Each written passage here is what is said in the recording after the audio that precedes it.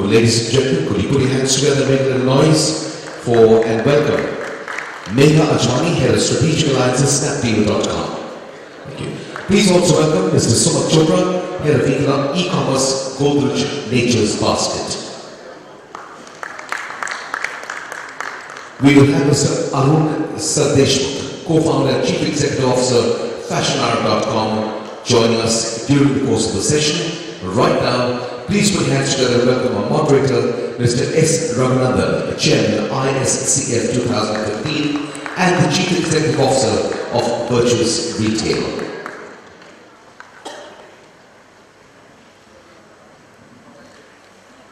So, Mr. Raghunandan and our duo will shortly be a trio.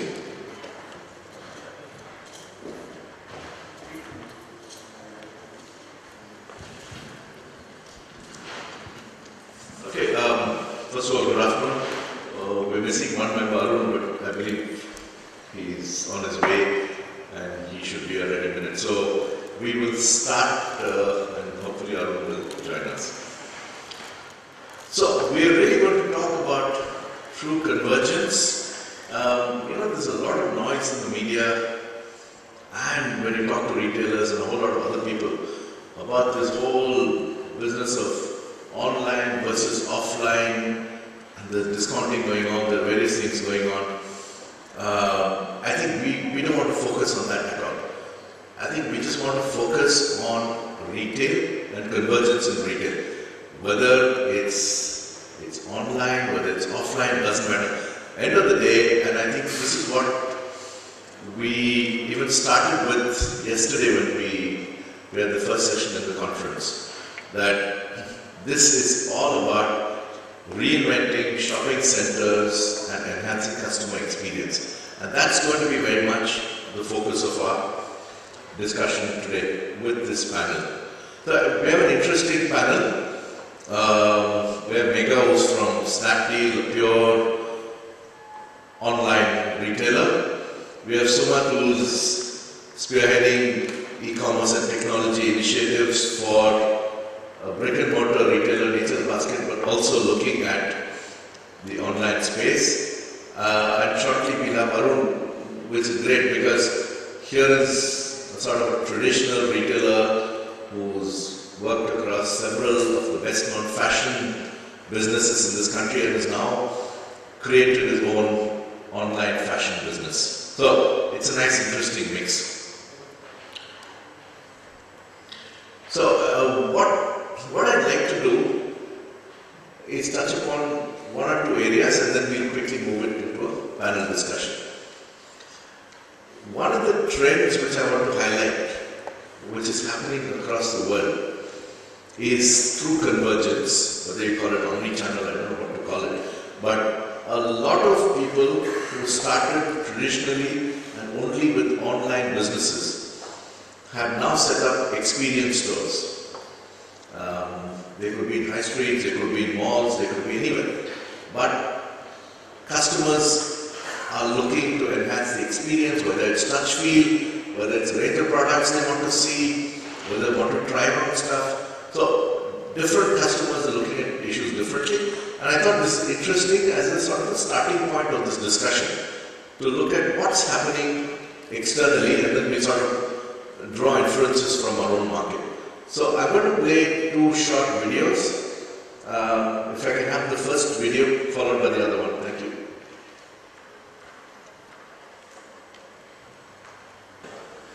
Okay, this is a brand called Warby Parker. So while we're waiting, let me tell you, Warby Parker started as a pure play online retailer selling spectacles. In the US, when spectacles used to cost about $250 to $300 a frame, they launched it for $95. Okay, what they started doing was sending 5 pairs to your home for you to try out. You select the ones you like, they take it back, they make the prescription glasses and send it to you. And for every pair of spectacles you buy, they were donating one to charity. Okay, what they found was over a period of time, customers wanted more. They wanted to see a bigger range, they wanted to experience, they wanted someone to advise them. so they've opened a flagship store in New York, and now they're opening stores all over. I think what we'll do is, can we switch to the second video because we really can't hear anything. Okay. This is a fashion brand called Bonobos. Again, it started as a pure online retailer.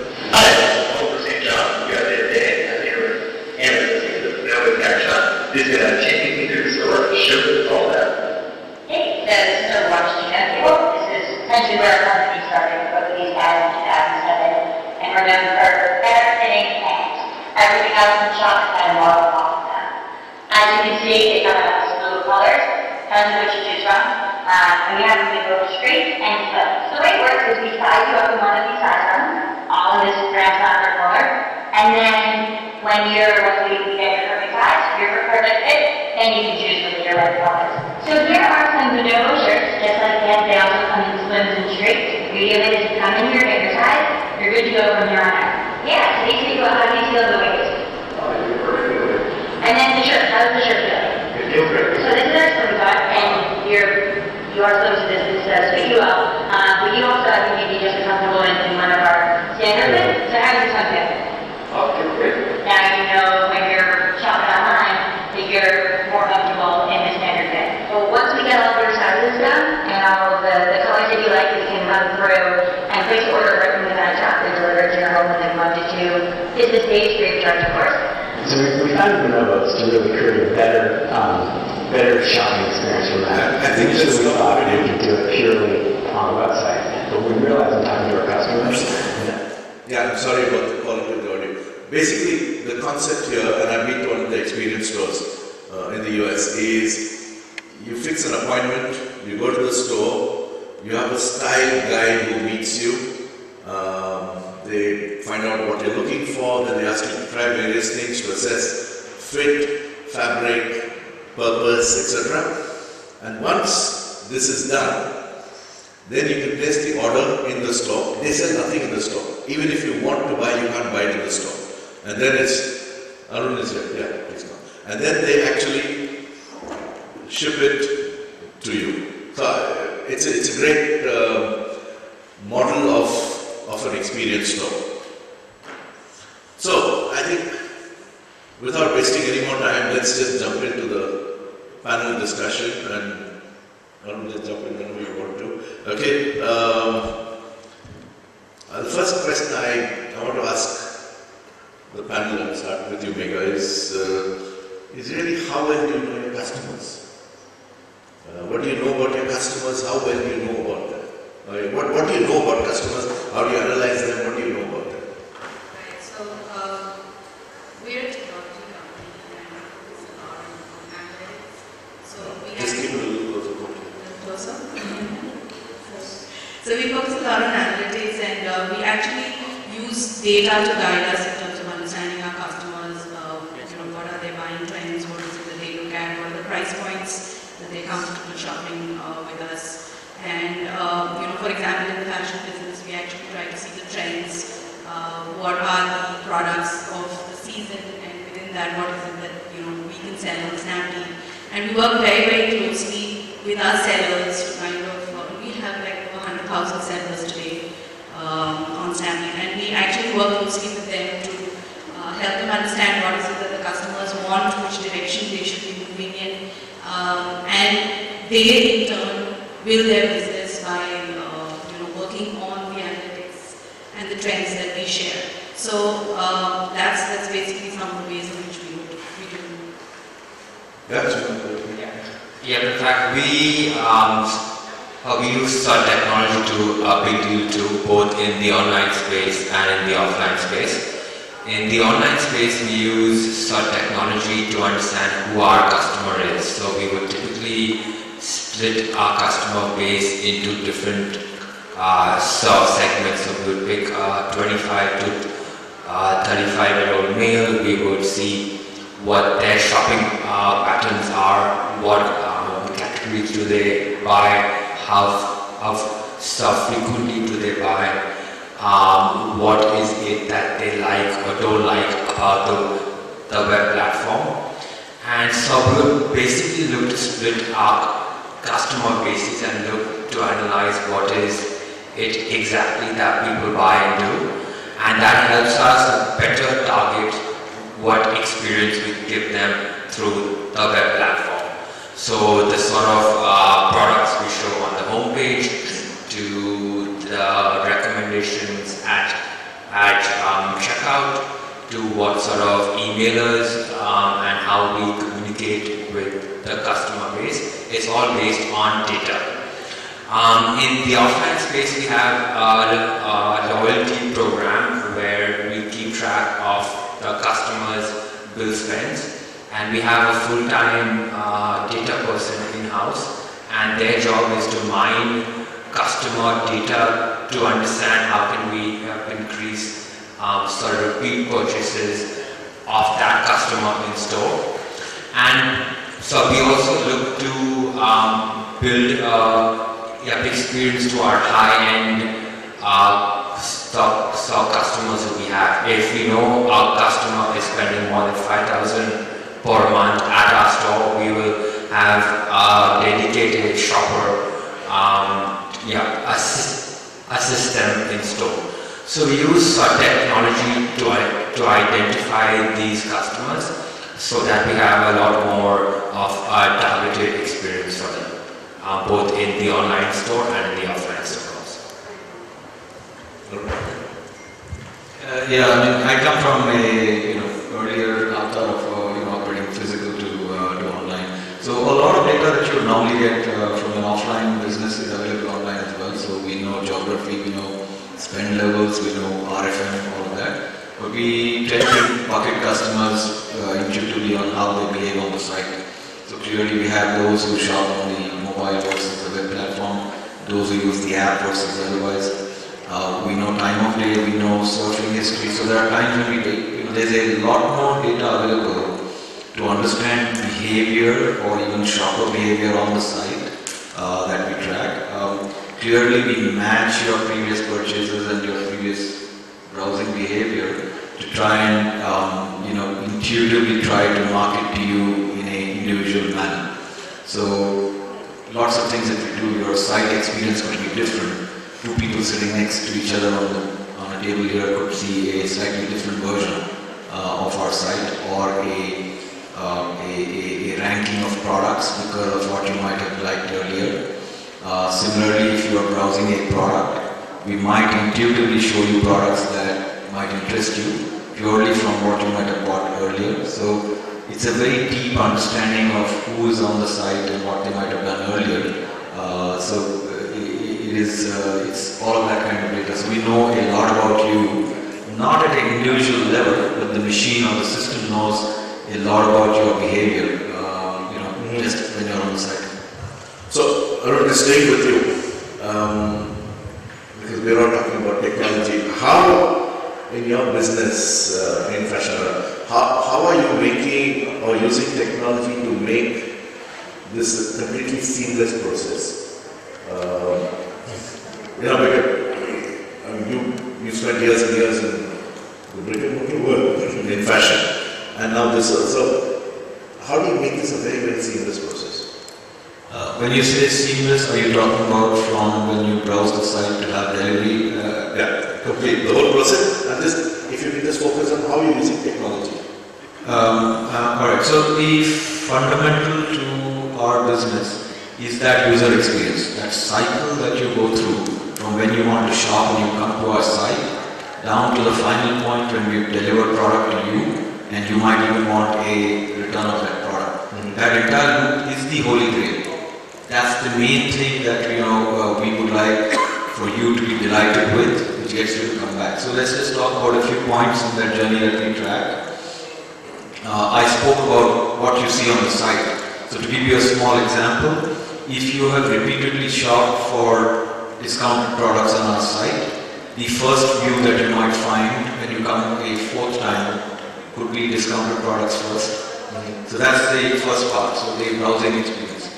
Once you have put product into a shopping cart, we clearly understand whether you are an existing customer or not, so we are already intuitively figuring out whether you are one of our existing customers. We show you, for example, the delivery points that you might have asked product in the past. You can choose that. So it just seems to you like we know you. Once you have clicked and said yes to that purchase, there's a notification that goes out to you that keeps you in touch with where your delivery is. More importantly, now on your My Account page, either mobile or otherwise, we show you a tracker that tells you exactly where the item is, including, for example, we are now beginning to ship a lot of product which is not in India. So you bought an item, the product is lying in New York, and you are expecting delivery. We'll tell you from that point on where the product is. Giving more information keeps you comfortable with the whole process. Once the product is in and we've shipped it, clearly there's a shipping notification to you. However, we handle our all our front-end delivery in 6 large metros is managed by us.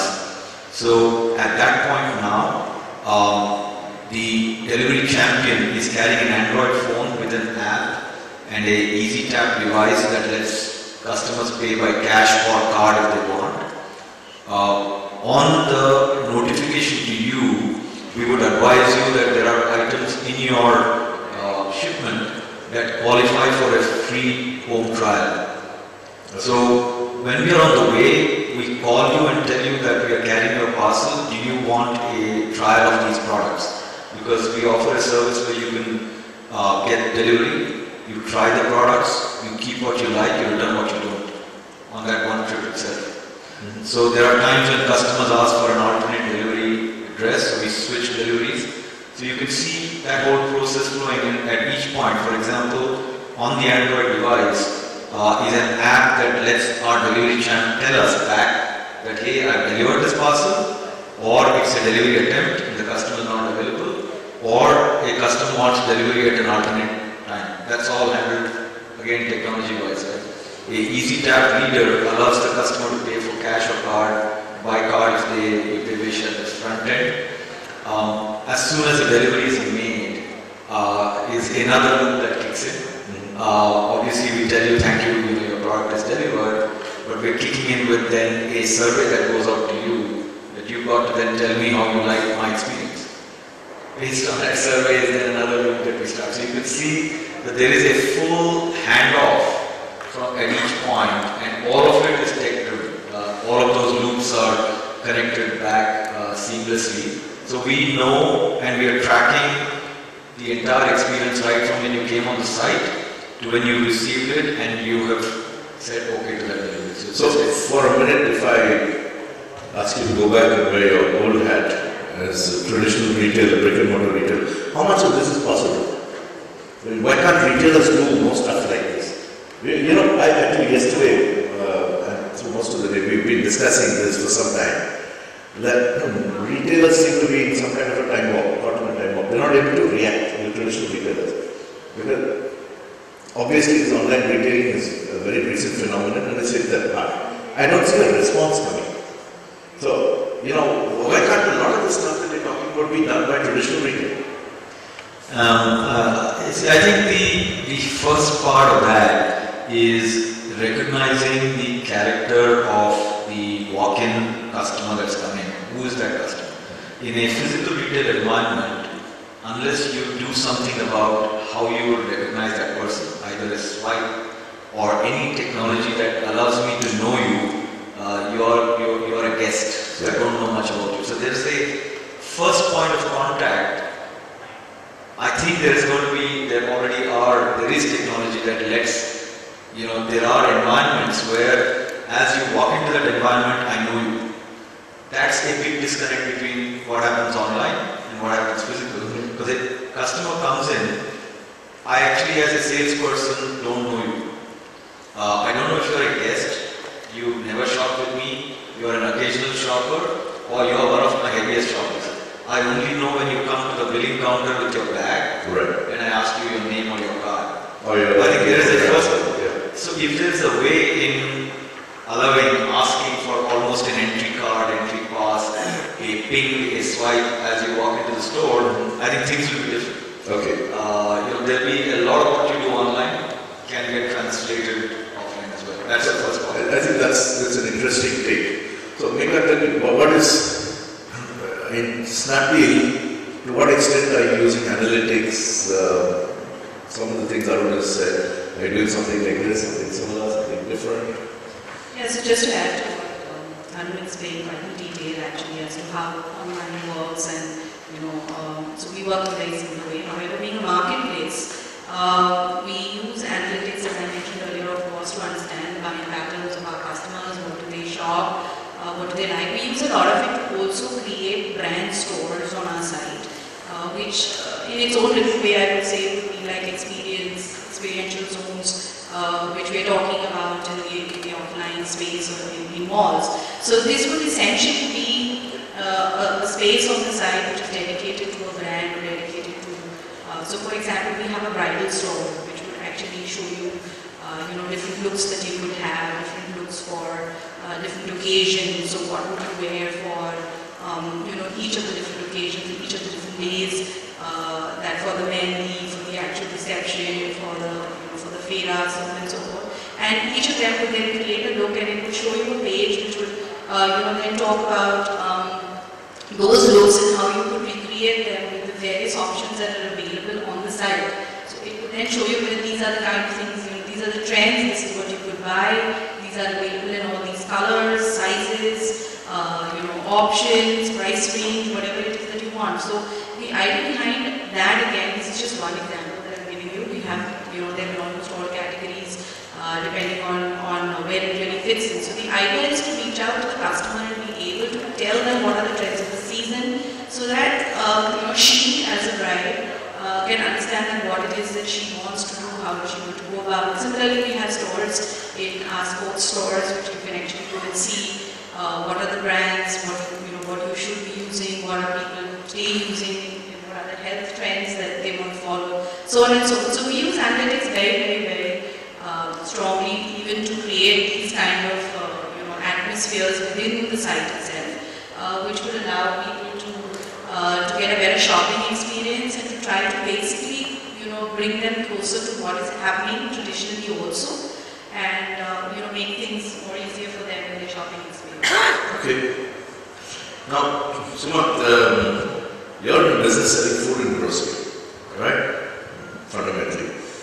So, talk us through how they are using technology in a very different way, but how are you using it to understand the buying process better, understand customer behavior better?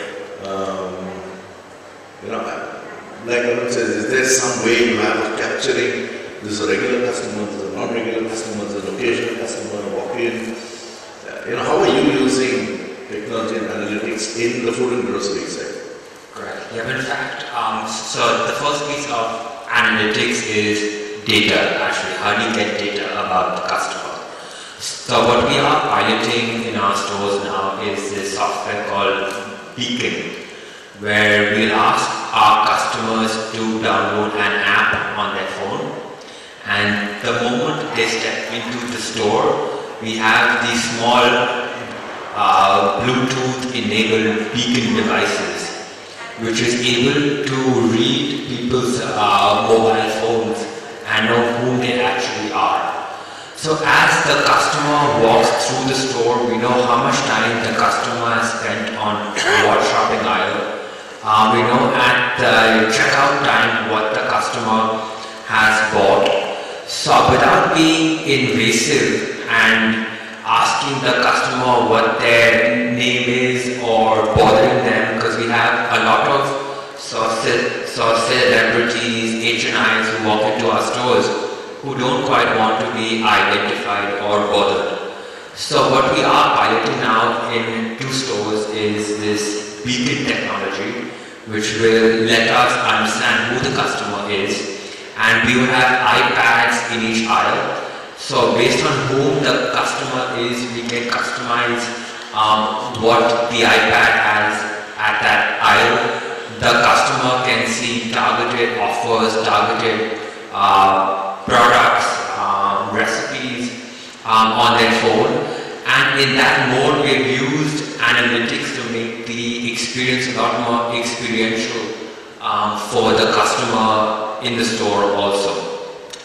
What we are doing also is at the billing point, a big pain point, and why customers move online is the checkout is a painful process.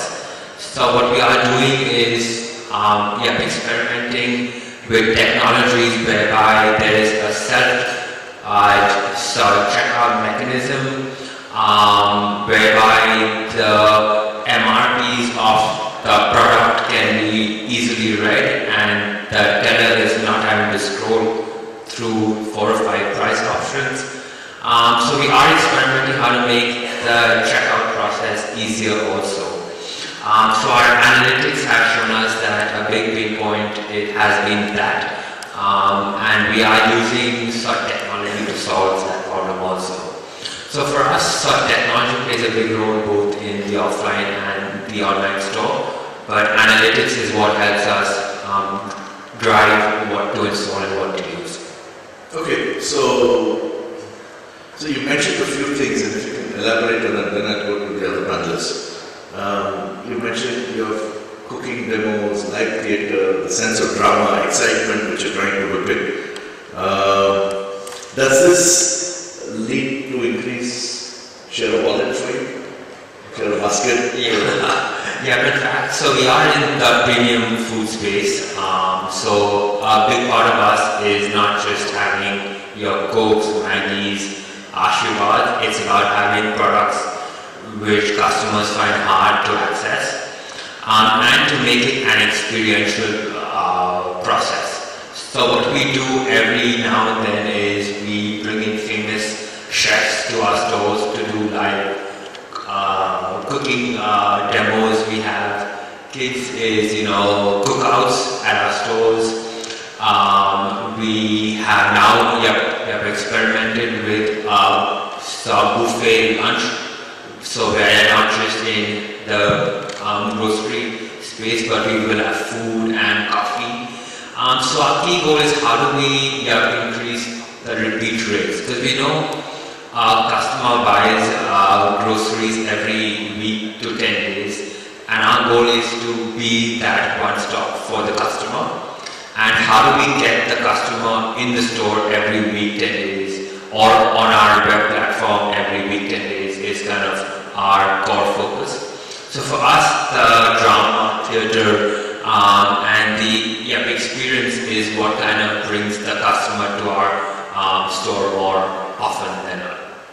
So I'm going to ask Arun and then Megha, how do you drum up the sense of excitement, drama, theatre in an online environment? Sometimes possibly the format itself. So if you look at what we currently sort of offer you, it's an exciting place. The way we format our business now, we're just not a catalog of products. We are more a sale event focused business. So we generate 75 interesting sale events a week. You don't know what's coming the following week. They last for a short period of time, so you've got to, pick and make that purchase within a typical 7-day window. So sometimes it's the format itself that has a lot of, excitement in it. So what this causes is that for a lot of our customers, they come back to check what's on and what's new, all the time. So that's,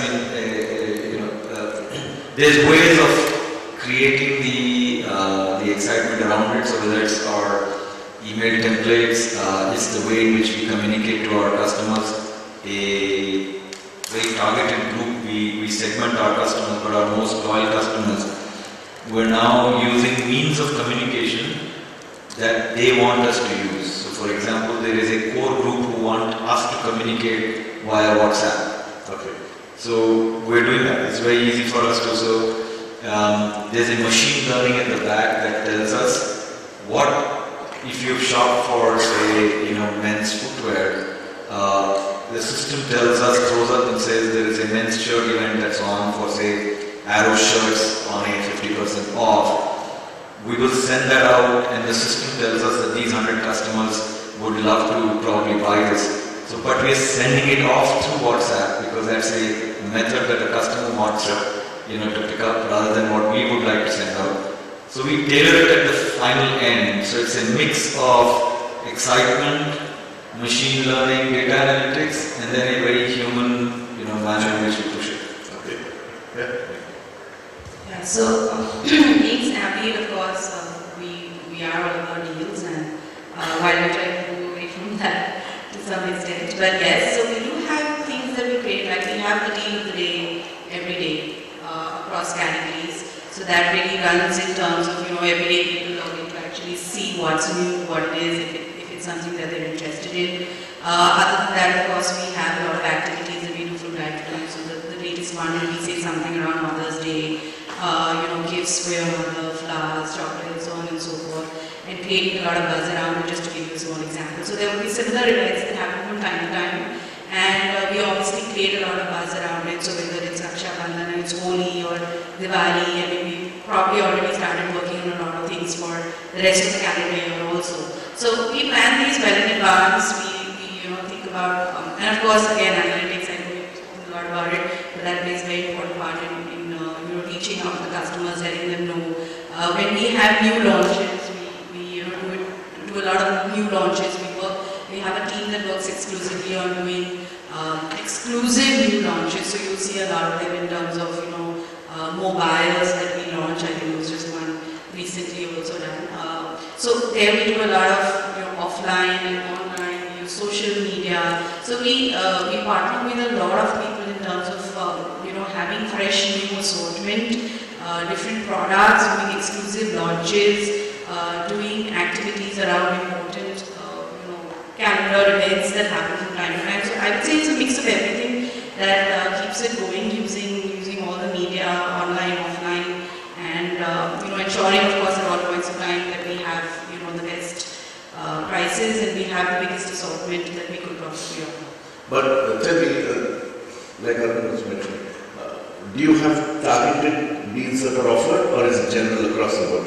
And do you analyze customers so that like you're saying, if somebody is buying a particular brand of shirt, and you have a great deal, it just goes to say 100 or 1,000 customers and not to the whole world? Yes, we do customized mailers that go out. We do look at browsing patterns and buying history of our customers and try to reach out to them as far as possible and letting them know that this is something that you were looking at and you didn't buy, for example. So why don't you come on and buy it? Or this is the product that you were surfing and the price has dropped. Interested in buying it now, just to give you an example. So we do keep going back to our customers and reaching out to them to tell them what's new on what they've been buying, or if they missed out on buying something for whatever reason, they left it in their cart and they forgot about it. So we keep reaching out to them in whatever way we can, of course without being too intrusive, and ensuring that they know what's happening around on the website. Okay. I've spoken about this earlier in different forums, even yesterday I mentioned. One of the things we are trying to do in this whole shopping center business is to create the concept of experience stores. I showed a couple of videos, unfortunately, it wasn't too clear, but experience stores where you actually can't buy anything, but experience a product, experience somebody there for us as a style guide, or whatever the product or service is. And then you can place the order online and the item is delivered to your home. So that's one of the models, from a shopping center perspective we're looking at, and I hope, some of the online guys will look at that seriously. But what's increasing now is the concept of click and collect. So experience stores, click and collect, I think they're all morphing together in some way or the other. I'd just be interested in going through the panel and asking their views on, are they looking at these things? Is that experience, the real life experience, important to you? Is it click and collect model you're looking at? Is there something else? So I just throw it open. Yeah, I think so. Click and collect comes into play where the customer wants certain convenience served predominantly. If you see the West, the Marks and Spencers, John Lewis, the Walmarts. About 8 to 10% of their sales is now coming through this. What customers want is a quick checkout experience, and offering them a slight price discount as compared to home delivery if it's on the way. So it's both convenience of not having to walk into the store, find the products you want, check out and just go to the entrance and pick up what you have bought online. And it gives you a slight price advantage as compared to home delivery, and you get it at a lot faster pace. So click and collect typically is available in about 6 to 8 hours for the offline guys. So we have started to experiment with this also, and also to have booths in corporates whereby the customer can shop online and go to the India Bull Center lobby and pick it up. So click and collect has kind of morphed into a few different ways in which the customer can experience both the online experience and the offline experience.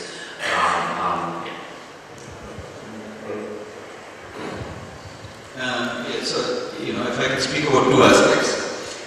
One is that I think we are super focused on how we can make your experience, which is supposedly a little inferior to the touch and feel that you get in a physical store. How can we take away that negative?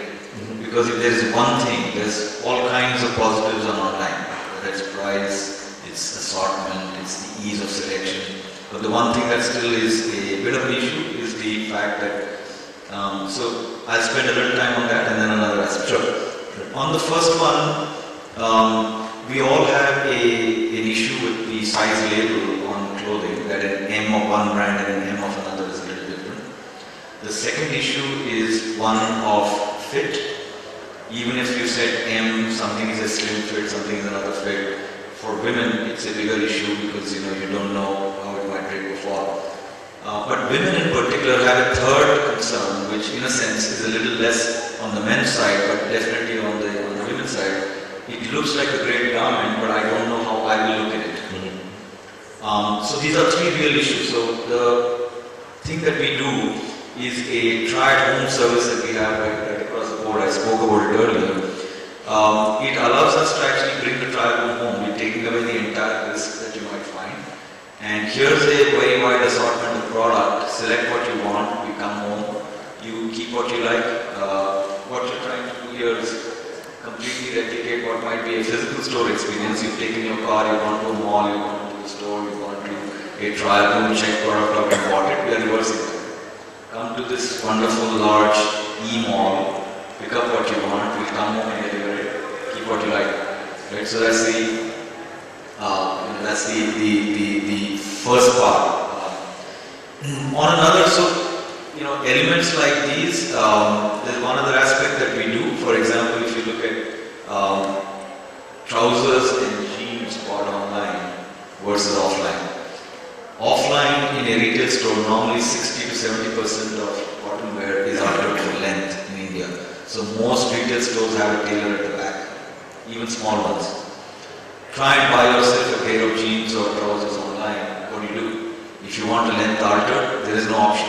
You take it out, go to a small tailor somewhere offline and get it tailored. We don't see the sense in doing that, right? So what we do is we offer you an alteration service, which means that anytime you buy a product, first try it out, pay for it, because otherwise we can't exchange it once we change the size.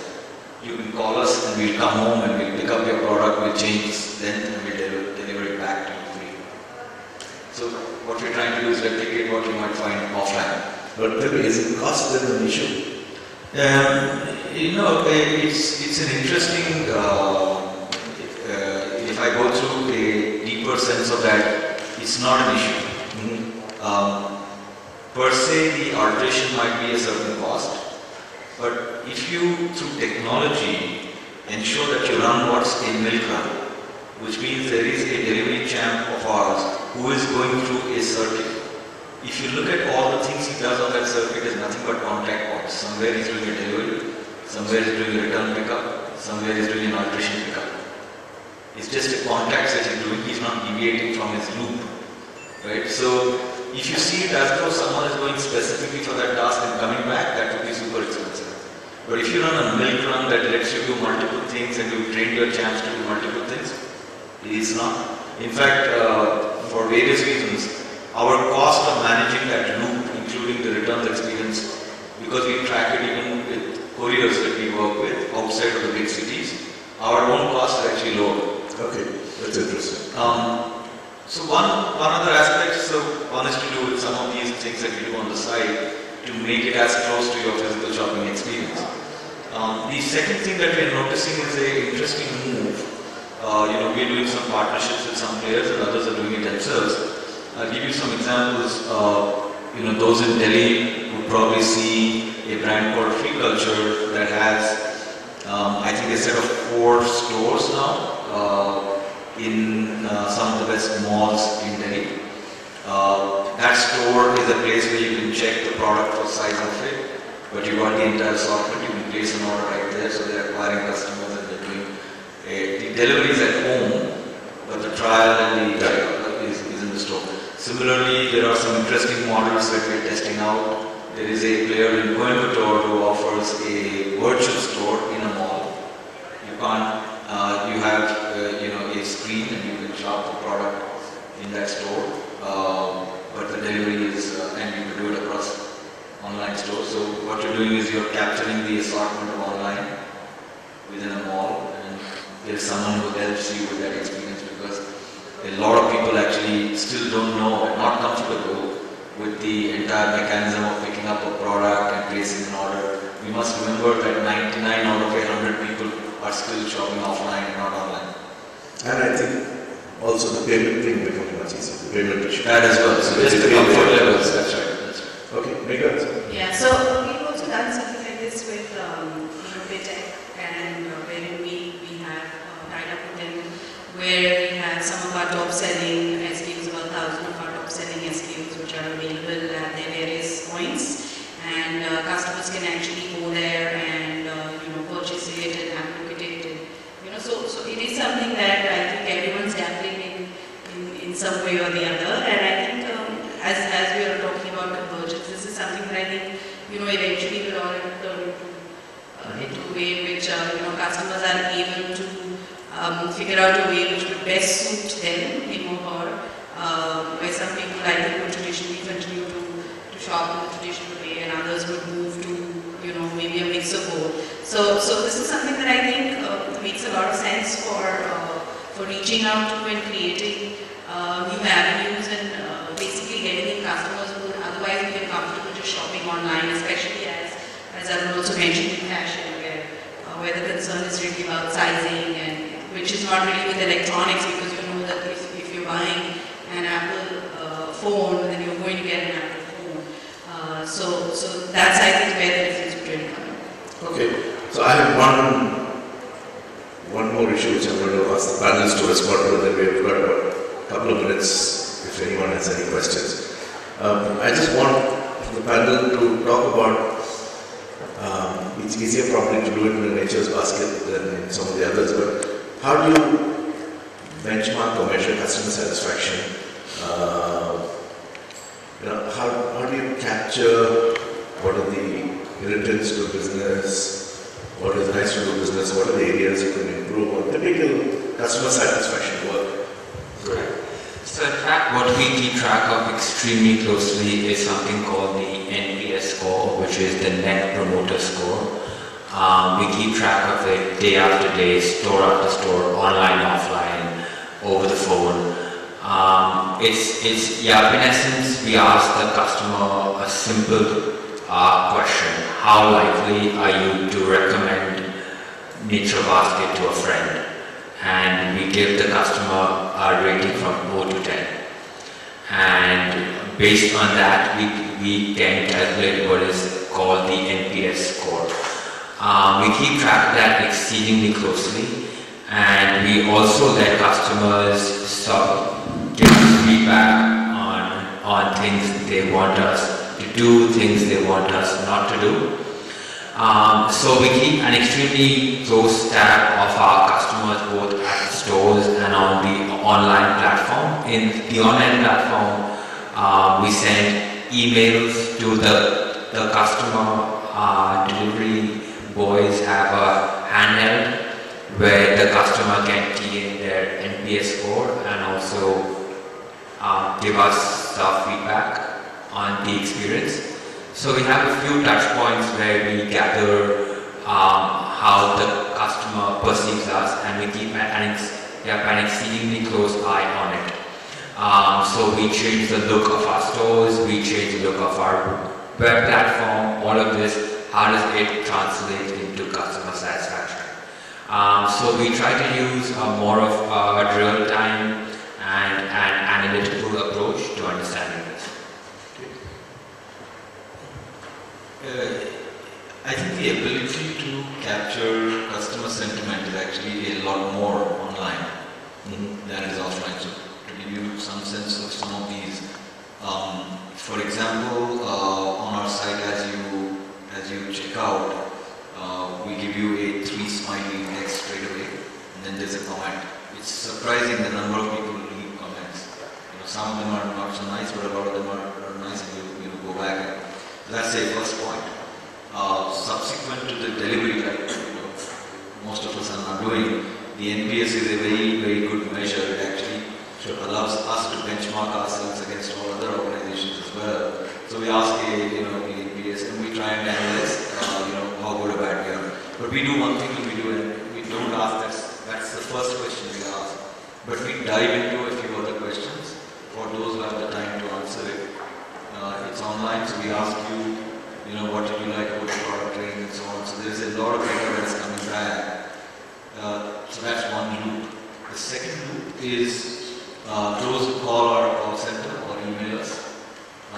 There is straight direct feedback that is coming back on stuff that we have pretty much stood up. But not just that. Once we sort that problem out, there is another email that we send out saying, how good or bad were we in sorting your problem out? I think the key here is that there is a lot of information that is coming back to us. Okay. I think it's important whether organizations actually first give it any importance, who is analyzing it and making use of that data, and the last part, how actionable are you in use of that data. I think that needs to be sponsored right from the top, culturally. Otherwise this is like a lot of surveys, you gather a lot of info, it's a lot of noise, we don't do much of this. Sure.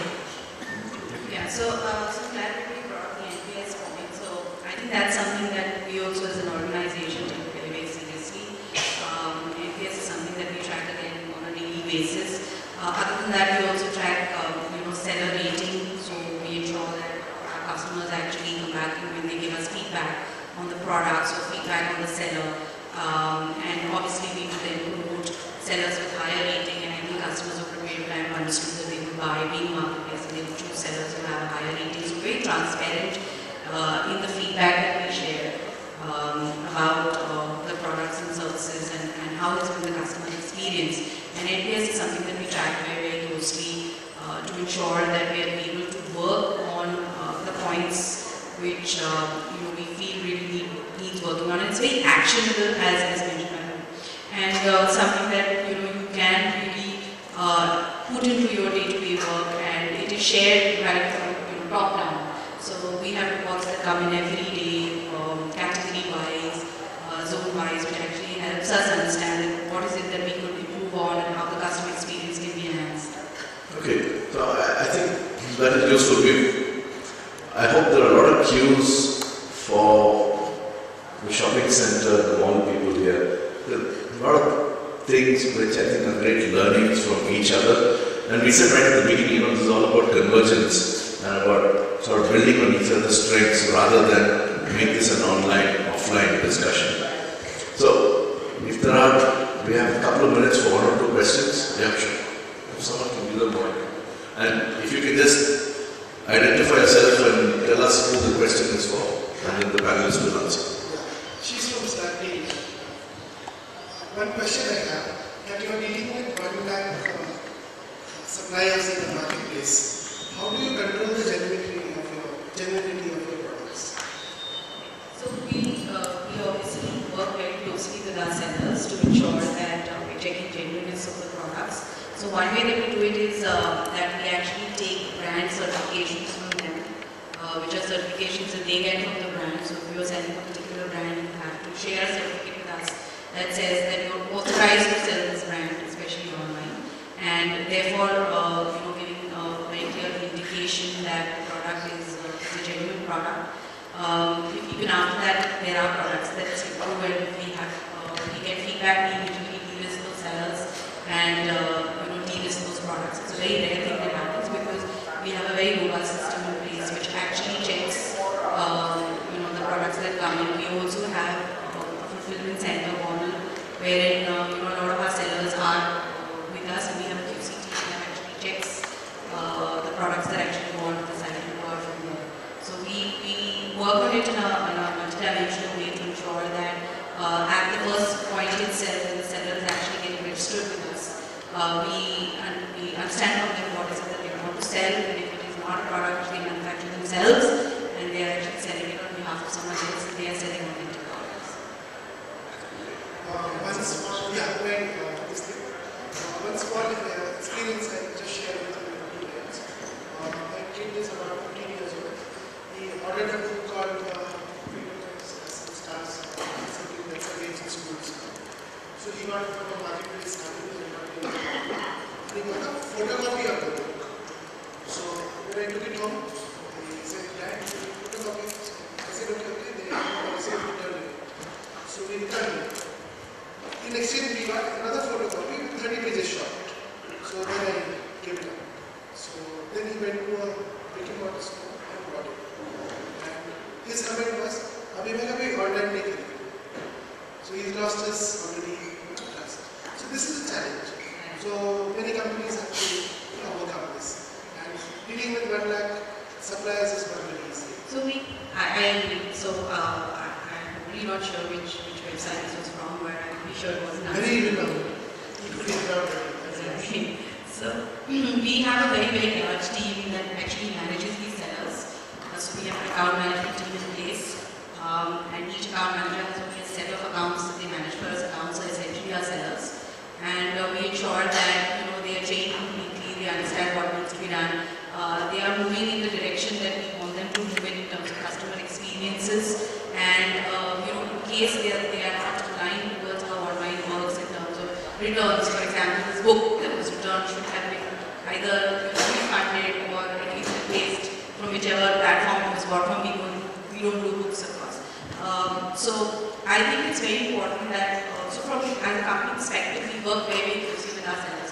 So while we have a very large seller base, we also have a team that works with these sellers to ensure that they are aligned in the right way, and if not, then we kind of move them out of the system over a period of time. So that's how we manage. Yeah.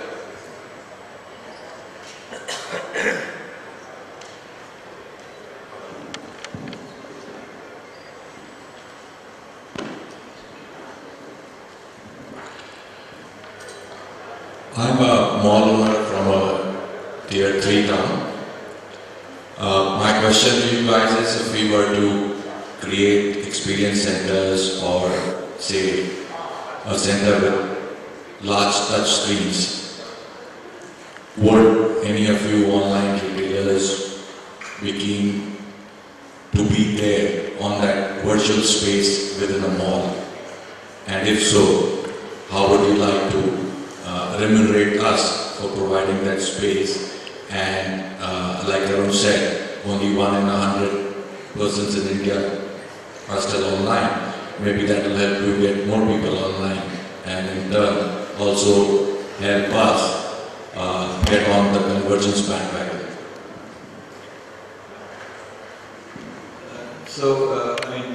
We always encourage anything of this nature. I was just making the point that we are working already with some players who are doing this. It's in different ways. So I'll give you two manners in which I'm seeing this evolve. One is exactly the point you were making. I whether it's a touch screen or any other device that you might even have a desktop and so on. So that's one. And the other is a interesting way where there are providers, there are people who are connecting offline stores to extend their catalog of products. So you are an offline store and you are, say, a footwear retailer, you have X amount of inventory with you. How about tapping into a much larger inventory that might be available for that customer? So there are players who are actually bridging that experience as well. We are working with some of them in parallel. So I think it's a move that is very interesting. I think it's needed. I think from a India perspective, it's a long while off before a large number. I mean, the use of word large is again because of this 1 versus 99. With a lot of noise around online, and many of us are fairly large players, but the scope for this business can be a lot more because it's just a lot of headroom. So any of these initiatives, absolutely, I think, I'll give you one example. I don't know if you heard of, I don't remember the company, I read something recently of a firm that actually helps users actually download and use apps. It's a physical network of salespeople who work alongside mobile phone, retail stores. Their job, their revenue is coming from helping you navigate the app world. So I think we need players and services of this kind. We very much like to understand how we can partner. Okay, we have time for one question if anyone is there.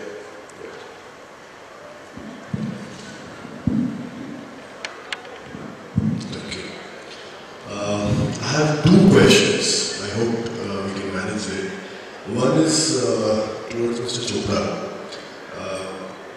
I have also heard about the beacons technology, and I think it's at a very initial stages in India. I'm from a mall. I'm from Ishanya in Pune, and we are also trying to kind of utilize this particular technology in terms of having a better customer experience in the mall. One thing that definitely we know about technology, it's extremely expensive as of now. So if you could probably give some insights on how are you working towards the ROI on implementing this technology. Also there is a platform clash as of now. If I know iPhones are still not compatible with the technology. So probably let's say after 3 years if the whole mobile industry changes and there is a completely new operating system that comes in, how do you work around that? Because you're going to spend a lot of money on the technology right now. That's one from Mr. Chopra. Another one is open to all of you. See, in the discussion that we just saw and heard previously, there was a comment that all the mature markets, they went through what India is going through right now in terms of brick and mortar versus online. And they have come to a stable, stability right now. What would be, probably from your angle, what would be the final convergence, where we would see that, okay, online and offline are existing together in the market without really this whole fighting situation that we see right now? Probably only in mind. And what would be the top 5 probably outcomes of this whole convergence? Thanks.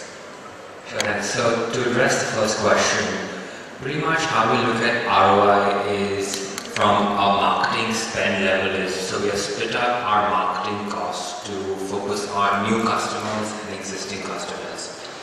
And the key goal for us is how do we, in the existing customer front, how do we increase the repeat rates and the footfalls per customer.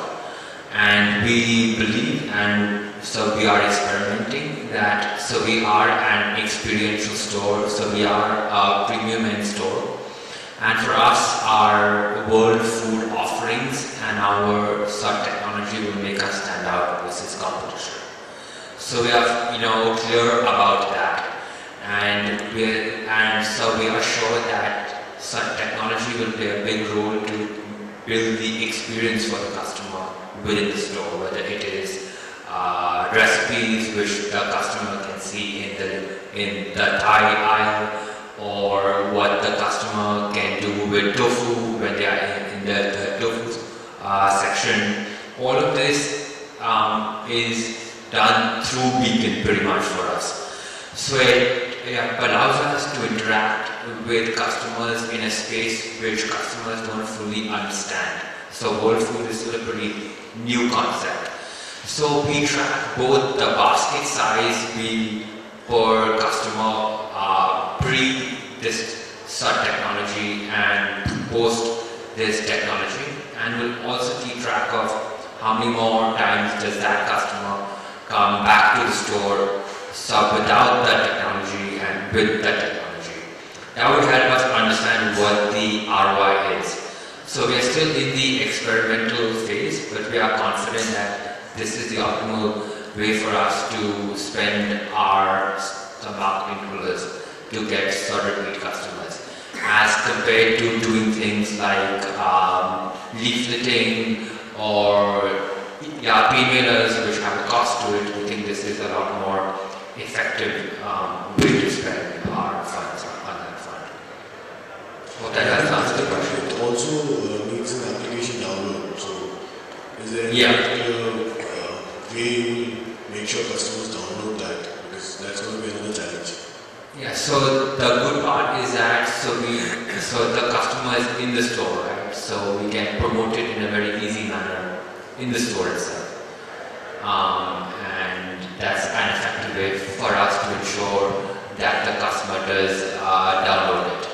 So it is a platform for the customer to get deals, to get targeted information. So there is a big hook for the customer to download it in the first place. We have found a way around the iPhone issue. iPhone does make the customer click yes to give the app access to this feature, but it does work with the iPhone also.